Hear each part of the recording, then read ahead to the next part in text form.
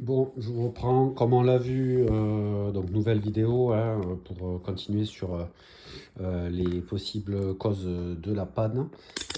Donc du coup, là ce qu'on va faire, c'est qu'on va toujours se mettre avec un multimètre. Donc là au début, je me mets en position diode, hein, continuité. Et ce que je vais faire du coup, c'est cette petite bébête, le magnétron. Donc il y a un test tout simple, hein. Il doit y avoir une résistance relativement infime entre les deux bornes, hein, au niveau des enroulements. Donc là, ben, hop, je vais me mettre. Donc je vais vous montrer, hein, c'est que j'ai qu'une main, c'est pas forcément évident. Voilà, donc je me mets sur les deux bornes, hein, l'une sur l'une, l'autre sur l'autre. Et du coup, là, j'observe que j'ai. Alors, c'est un petit peu du mal là.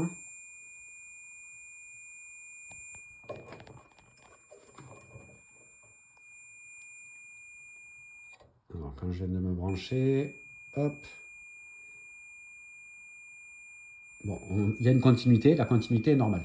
Ce que je vais faire maintenant, c'est que je vais me mettre sur le calibre 200 ohms. Hop, calibre 200 ohms. Je vais refaire le test parce que là, en continuité, forcément, il m'annonce une continuité, ce qui est normal.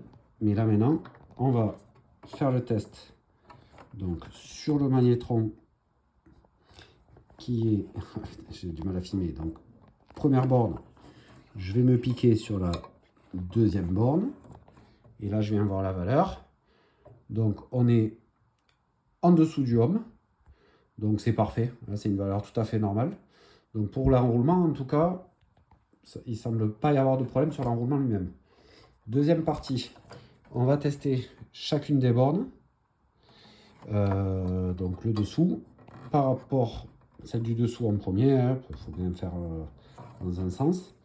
Et on va regarder la même chose. Je vais me piquer sur une masse. Et là, normalement, il ne devrait pas y avoir de continuité. Mais ici, sur une des bornes, j'ai 25 ohms, ce qui veut dire que c'est passant. Hein. C'est comme s'il n'y avait rien, quoi. C'est un fil, quasiment. Et là, je me remets masse et deuxième borne. Et quand on regarde, alors là, la masse, j'ai du mal à l'attraper. Je ne suis pas bien calé. Hop. On a une valeur à peu près similaire. Ce qui est normal parce que c'est le même enroulement. Donc, suivant où c'est que ça touche la masse, il est normal d'avoir à peu près la même valeur. Le magnétron est HS. Donc, il y aura une vidéo finale pour vous montrer le process de remontage et puis le test final. C'est toujours agréable de savoir si ce qu'on a fait a fonctionné ou pas.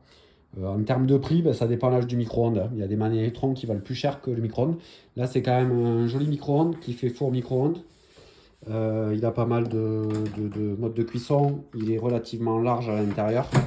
On peut y rentrer des plats hein, suffisamment pour un gros plat pour 4, voire 5 ou 6 personnes. Donc des fois, quand on ne veut pas utiliser le gros four, ça permet d'utiliser celui-ci qui est plus petit, contenu, qui chauffe plus vite.